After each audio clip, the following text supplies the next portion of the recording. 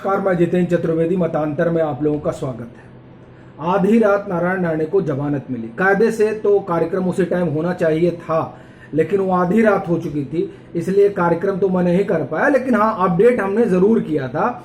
जो शीर्षक है उस पर जाकर उनको बेल दी गई और जिस तरह से उनकी गिरफ्तारी हुई उसका किस्सा मैं आपको बताता हूं। उससे पहले जो एक बात शुरू हुई है कि नारायण राणे को जो उनका बयान था, उस बयान की वजह से उनकी गिरफ्तारी हुई, उनके खिलाफ 4 जगह FIR हुए। तो उसी तरीके का बयान उद्धव ठाकरे योगी आदित्यनाथ को लेकर दे चुके हैं, जिसमें उन्होंने चप्पल जूते से मारने की बात कही, योगी नहीं भोगी कहा।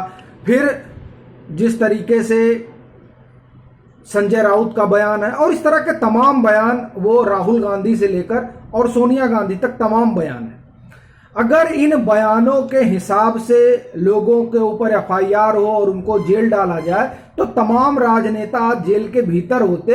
ये आप लोगों ने सुना होगा और ये आप देख भी रहे हैं जिस तरह से नरेंद्र मोदी के ऊपर लोग हमलावर हैं। लेकिन नरेंद्र मोदी का अपना एक अलग स्ट्रेचर है। अगर हर कोई नरेंद्र मोदी बन जाता तो नरेंद्र मोदी अजय कैसे रहते। तो ये बयानों की एक लंबी फहरिस्त है। अब उसमें उद्धव ठाकरे के भी बयान निकाले जा रहे हैं और उस पर एक अलग तरह से मुहिम चल रही है। हम उस मुहिम पर नहीं जाएंगे, हम उस पर आते हैं कि दरअसल नारायण राणे जो है वो केंद्रीय मंत्री, और केंद्रीय मंत्री की गिरफ्तारी का एक प्रोसीजर होता है। वो राज्यसभा के सदस्य हैं।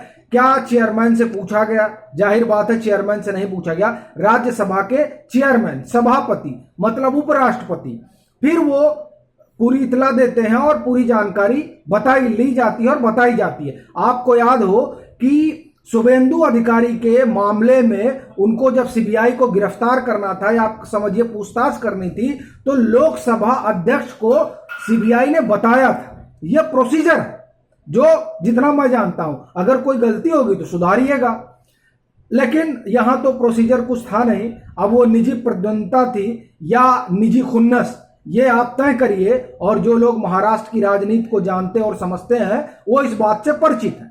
तो इस तरीके से उनकी गिरफ्तारी हुई। लेकिन उनकी गिरफ्तारी में जो इंडियन एक्सप्रेस खबर कर रहा है वो एक बड़ा खुलासा है।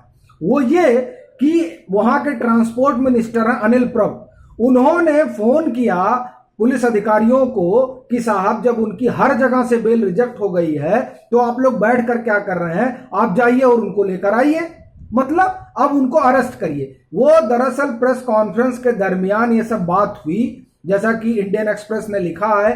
और चूंकि माइक ऑन था, माइक ऑफ करना वो भूल गए और सारी बात मीडिया पर्सन के लोग सुन लिए। जब मीडिया पर्सन ने पूछा कि नारायण राणे का क्या हुआ, तो उन्होंने कहा कि जो है हमें मालूम नहीं है। इंडियन एक्सप्रेस की जो खबर है उसका शीर्षक है video shows Anil Parab give order to police to arrest Narayan Rane.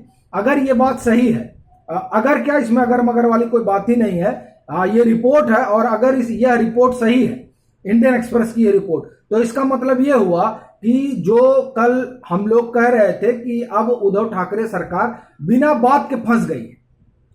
देखिए, इनकी जो तलखी है, इनका जो आपसी वैमनस्य आप कहिए या प्रद्वंदता कहिए, जो आपको शब्द उपयुक्त लगे उस शब्द का प्रयोग करिए। वो समझ में आ गया था कि जिस तरीके से इनको मंत्री बनाया गया नारायण राणे को, और फिर जिस तरह से सुशांत केस में वो सारी चीजें, मतलब वो एक इतिहास है, वो आप लोग जानते हैं, उसे दोबारा दोहराने की जरूरत नहीं है। तो ये सारी चीजें जब इकट्ठा हुई तभी समझ में आ गया था।